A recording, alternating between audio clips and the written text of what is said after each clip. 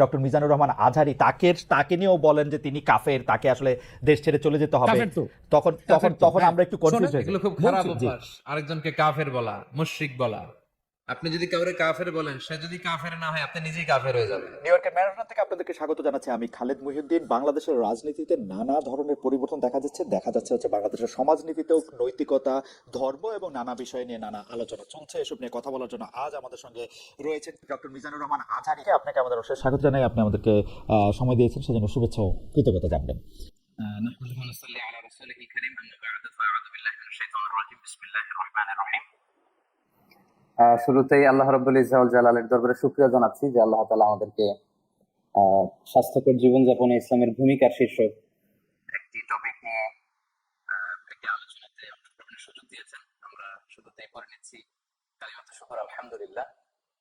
আমাদের সাথে আরো থাকছে তাহরিকে খতমে নবুয়ত বাংলাদেশের আমির জনাব আল্লামা মুফতি ডক্টর সৈয়দ মোহাম্মদ এনায়েতুল্লাহ আব্বাসী সিদ্দিকী। ডক্টর আব্বাসী, আপনাকে আমাদের অনুষ্ঠানে স্বাগত জানাই।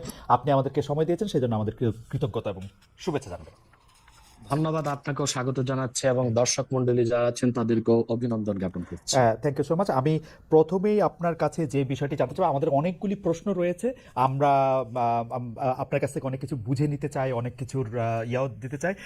আপনার যদি কোনো প্রশ্ন আপত্তি থাকে আপনি সেটা জানাতে পারেন এবং আপনি উত্তর নাও দিতে পারেন। তো আমরা প্রথমেই আপনার থেকে শুরু করি। আপনি যখন আরেকজন ইসলামিক ক্লেরিক, আমরা নাম বলতে পারি ডক্টর মিজানুর রহমান আজহারি, তাকে নিয়েও বলেন যে তিনি কাফের, তাকে আসলে দেশ ছেড়ে চলে যেতে হবে, তখন আমরা একটু কনফিউজ হয়ে যাই। বলছি জি না, কনফিউজ হবেন কেন? আপনি যার কথা বলেছেন সে কি বলেছিল আপনি দেখেছেন তার বক্তব্যগুলো? আমি দেখেছি, কিন্তু শোনেন কথা শোনেন। জি, তাকে বলুন, সে তো আমার ছাত্র, তাকে জিজ্ঞেস করুন। 2007 সালে সে আমার থেকে সবক নিয়েছে দারুন রাজাত মাদ্রাসায়। আমি তার টিচার, আমি তার শিক্ষক, এবং তার শিক্ষকরা আমাকে শিক্ষক মানে। অতএব সে যদি দেখুন, আপনাকে পিছন থেকে বলতে হচ্ছে, আপনি সময় দিতে হবে আমাকে। আপনি কিন্তু বসে আছেন একা, আমার কিন্তু কয়েক হাজার লোক বসে আছে আমার অপেক্ষায়। একটা শিডিউল প্রোগ্রাম আমি রেখে বসেছি আপনার এখানে। যেহেতু আপনার মাধ্যমে আমার মেসেজটা আমি অনেকের কাছে পৌঁছাতে পারবো। আপনি যে ব্যক্তির নাম নিয়েছেন, তাকে আপনি কি দিয়ে তাকে স্কলার বলবেন? লক্ষ লক্ষ লোক হলে স্কলার হয়? এটা কোনো কথা নয়। দ্বিতীয় কথা হচ্ছে, সে মুফতি নয়, ফতুয়া দেবার অধিকার রাখে মুফতি। স্কলার হওয়া এক জিনিস, ওয়াইজ হওয়া এক জিনিস, মুফতি হওয়া আরেক জিনিস। আর আমার কথা হচ্ছে, আমি কি গ্র্যান্ড মুফতি বাংলাদেশে? তা আমি বলছি না, এটা বলার অথরিটি আমার নেই, কিন্তু আমার ফতুয়াতে কলম বসাবার মতো 10টা মুফতি আপনি বের করে দেন। এখন অন্য মুফতিরা বলছে না কেন, সেটা একটা সাহসিকতার বিষয় আছে, সেটা আরো কোনো তাদের প্রতিবন্ধকতা থাকতে পারে। যেমন আপনি দেখেছেন আওয়ামী শাসনের সময় দেশের অনেক বড় বড় আলেম শেখ হাসিনার দালালি করেছে, তো তারা কি এমন কোন ফতোয়া দিবে যে সরকার বেকায়দায় পড়ে? এখন অনেক আলেম আছে যেটা বর্তমান সরকারের নির্লজ্জ সমর্থন করে যাচ্ছে, কিন্তু এই সরকার ক্ষমতা আসার পর থেকে আমি শরিয়াত কোরআন সুন্নাহর আলোকে যতটুকু সমালোচনা করা দরকার গঠনমূলক সমালোচনা করে যাচ্ছি। আর আমাদের মতো 2-4-10 জন যারা মিডিয়াতে আছে তারাই কিন্তু দেশের আলেম না। হাজার হাজার আলেম ওলামা পীর মাশায়েখ নীরবে নিভৃতে নির্জনে ইসলামের খেদমত করে যাচ্ছে, তাদের মতামতটাও দেখতে হবে। এখন যারা ফ্রন্টে চলে এসেছে, মিডিয়াতে চলে এসে সেলিব্রিটি হয়ে গেছে, তারাই কি বললো সেটা দেখার বিষয় না। এখানে তো যদি আপনি একটা প্রশ্ন আনেন যে আসলে শাতিম কি ক্ষমা পেতে পারে কিনা, বা রাষ্ট্র যদি শাতিম কি পৃষ্ঠপোষকতা দেয়, তার শাস্তি নির্ধারণ না করে, তাহলে কোনো জনগণ বিচারটা হাতে করতে পারবে কিনা? আপনি দেখুন, পৃথিবীতে যত অভ্যুত্থান ও বিপ্লব হয়েছে জনগণ আইনকে হাতে তুলে নিয়েছে। আপনি 5ই আগস্ট দেখেন, বাংলাদেশে রাষ্ট্র ক্ষমতা যে এসেছে বর্তমান সরকার, এটা গণতান্ত্রিক পদ্ধতিতে হয় নাই, ছাত্র জনতা আইনকে হাতে তুলে নিয়েছিল। এই বিপ্লবকে আপনি অবৈধ বলবেন? যে 6-7 জন সমন্বয়ক নেতৃত্ব দিয়েছে তাদের কি আপনি সন্ত্রাসী বলবেন? না, কিছু করার ছিল না। 15 বছরে যে জগদ্দল পাথর ফেসিবাদী হাসিনা বসেছিল, গণতান্ত্রিক পদ্ধতিতে এটাকে সরানো সম্ভব হয় নাই, আইনকে হাতে তুলে নিতে হয়েছে।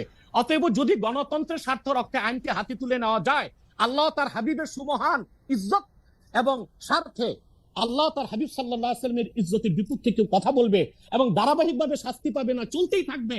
আমরা শুধু মিটিং মিছিল করে লাঠি পেটা খাবো আর গুলি নিব। স্যার, আপনার কাছে মনে হয় না, স্যার আপনার কাছে মনে হয় না এটা আপনার, স্যার আপনার কাছে মনে হয় না এটা আপনার পয়েন্ট অফ ভিউ?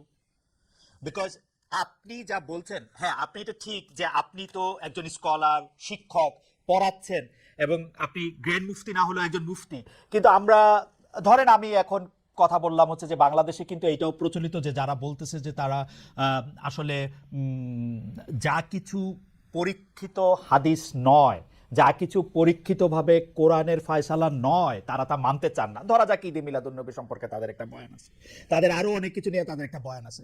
তাদের মধ্যে থেকেও কেউ কেউ আছেন যারা মক্কা মদিনায় বড় বড় জায়গায় আলেমের কাজ করতেছেন। আমি আব্দুর রাজ্জাক বিন ইউসুফের কথা বলতে পারি, আরো আপনি জানেন কাদের কথা আমি বলছি। তাদের কেউ কেউ মনে করেন আপনার পথ তো আসলে ঠিক না। এক, দুই হচ্ছে আপনি যার কথা যেভাবে বলতেছেন যে ধরেন মিজানুর রহমান আজহারী কি আসলে একজন স্কলার কিনা।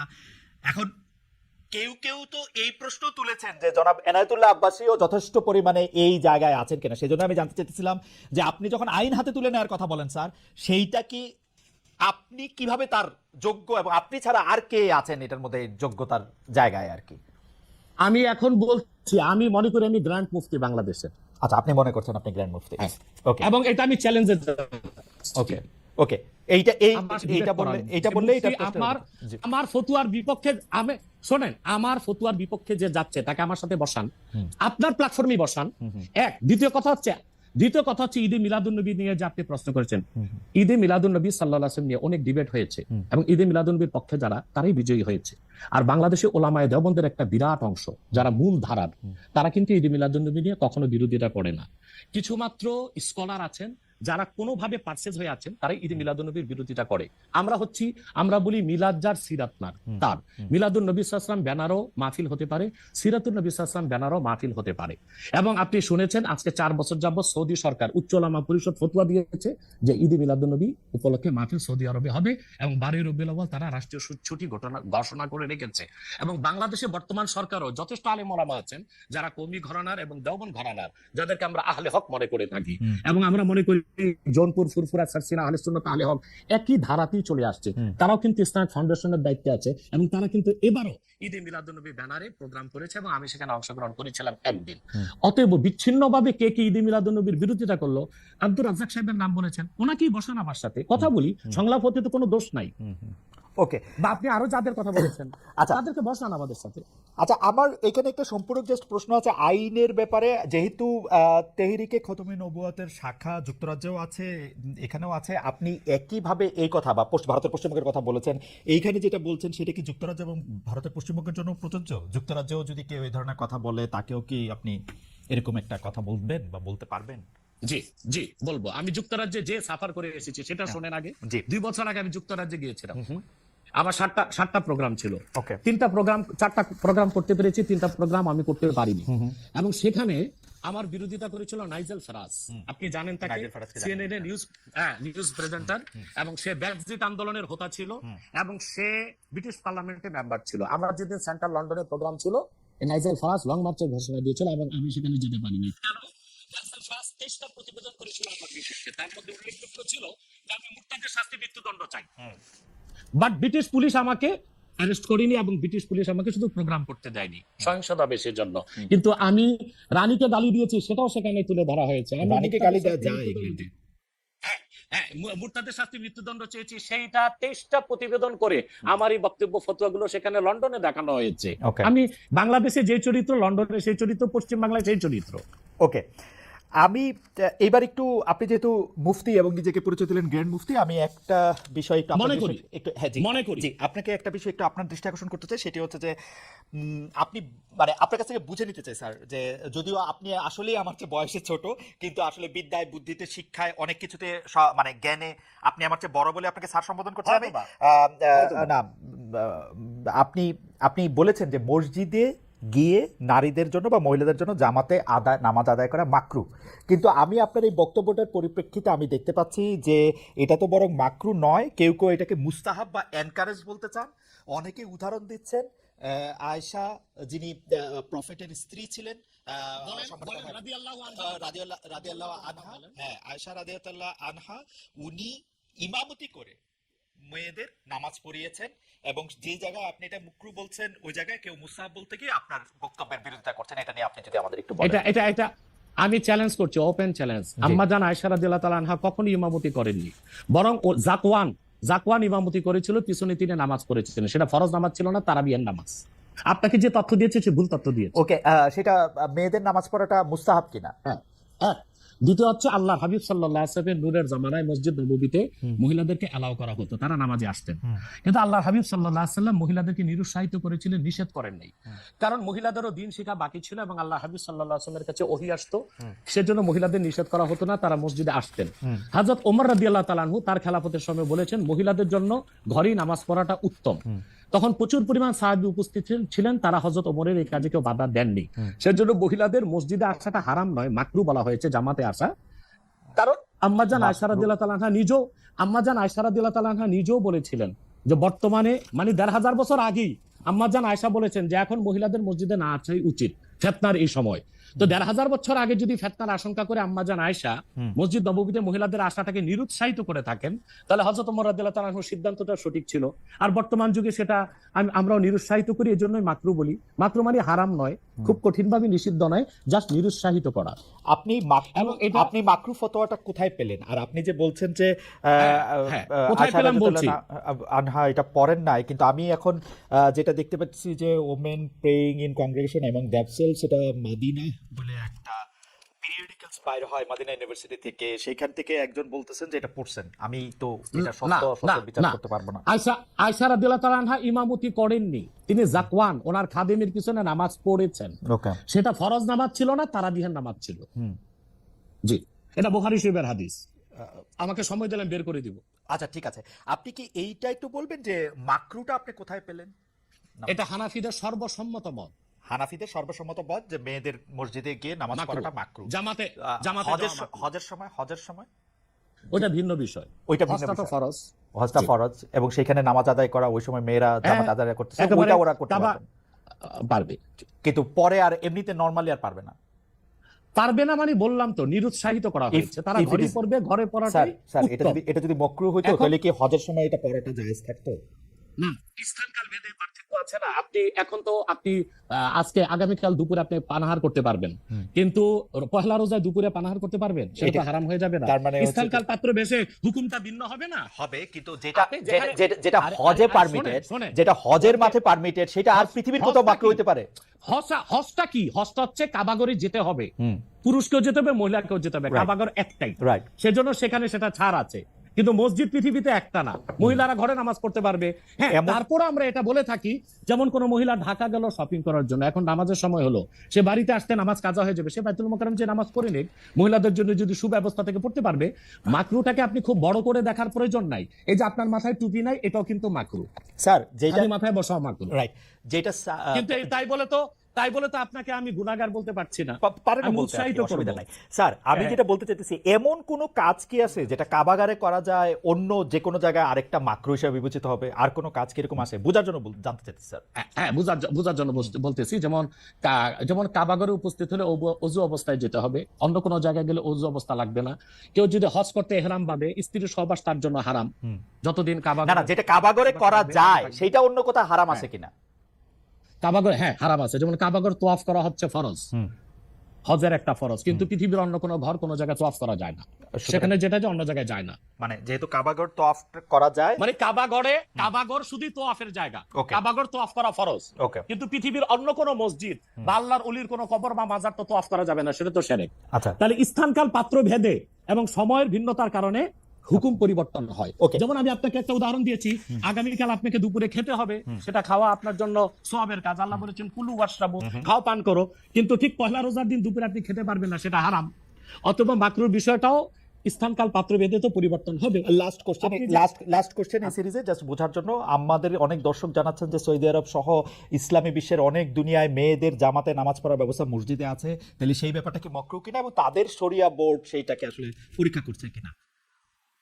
আবার বলেন তো প্রশ্নটা।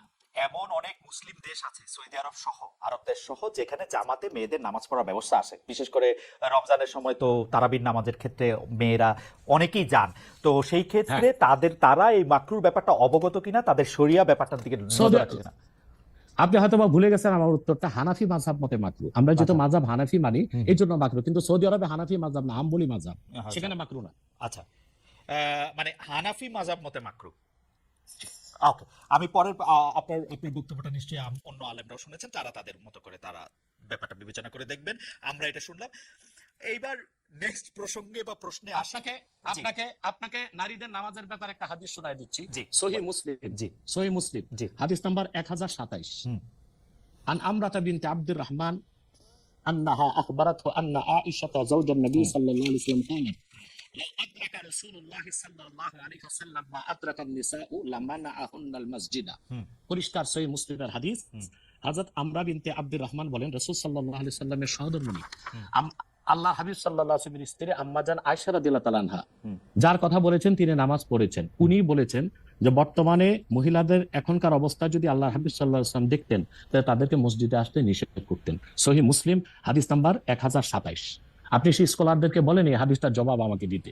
ওকে, তার মানে আমি আমি আমি আসলে আমি আসলে তার জি মানে আমি শেষ করি জি তার মানে হচ্ছে মহিলাদের এটা মাত্র হানাফি মাযহাবে যে নিষেধ করা হয়েছে কঠিন নিষেধ না, মানে নিরুৎসাহিত করা হয়েছে।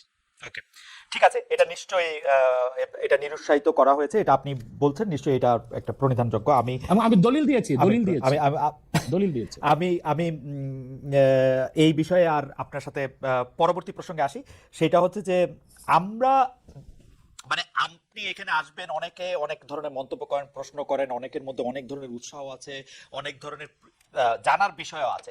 সেই জন্য আপনি যেটাকে বলছে হচ্ছে যে আপনাকে বলা হচ্ছে যে একজন পেশাদার বক্তা, যখন আপনি যেহেতু আপনি বক্তৃতা দিয়ে টাকা নিয়ে থাকেন, এইটা আপনি ঘন্টায় কত টাকা নেন সেটা নিয়েও মানুষের মধ্যে উৎসাহ আছে।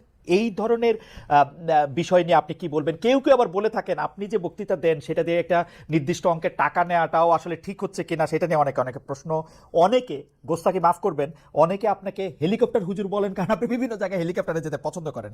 এই ধরনের নিউজ, এই ধরনের আলোচনা আপনি আসলে কিভাবে নিয়ে থাকেন?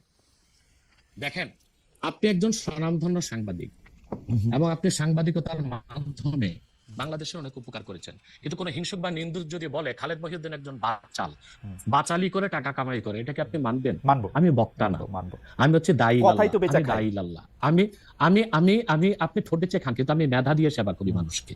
আমি বক্তা নই। আমার পরিচয় হচ্ছে, দেখুন আমাদের একটা ইতিহাস আছে, আমি পেশাদার কোনো বক্তা নই, আমি হচ্ছে দায়ী আল্লাহ। আল্লাহ দিনের দাওয়াত মানুষের কাছে পৌঁছে দিই। এখন আসে টাকার বিষয়। বাংলাদেশে কেউ কোনোদিন দেখাতে পারবে না আমি আমার নিজের জন্য কোনো টাকা চেয়ে নেই।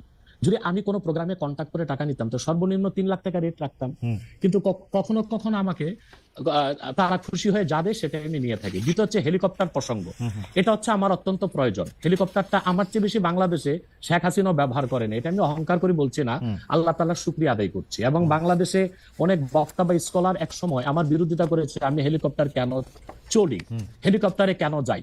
বাংলাদেশে 2014 সাল থেকে ব্যাপকভাবে আমি হেলিকপ্টারে যাচ্ছি। এখন অনেক বক্তা স্কলার বা স্ক্রু ড্রাইভার যাই বলেন তারা হেলিকপ্টার ব্যবহার করছে, এখন আর সমস্যা হচ্ছে না। আমারটাই আর কি সমস্যা ছিল। হেলিকপ্টারটা কেন ব্যবহার করি আপনাকে একটা সহজ উদাহরণ দিচ্ছি। গত পরশুদিন আমার একটা প্রোগ্রাম ছিল মেঘনাতে, দিনে বাদে জোহর, আর রাতে আমার প্রোগ্রাম ছিল রংপুর হারাগাছ, সেটা মিডিয়াতে ব্যাপক প্রচার হয়েছে। পরের দিন আমার প্রোগ্রাম ছিল কালকে লোহাগাড়া, এই চট্টগ্রাম সাতকানিয়া। এখন আমি হেলিকপ্টার ব্যবহার না করে দিন ও রাতে 3টা প্রোগ্রাম করা কি আদৌ সম্ভব? না, সম্ভব না। যেখানে আমার বাড়ি আব্বাসী মঞ্জিল থেকে চিটাগাং রোড যেতে 1.5 ঘন্টা লাগে, তা আমি কিভাবে মেঘনার প্রোগ্রামটা দিনে করে রাতে হারাগাছ করে পরের দিন চট্টগ্রাম যাই?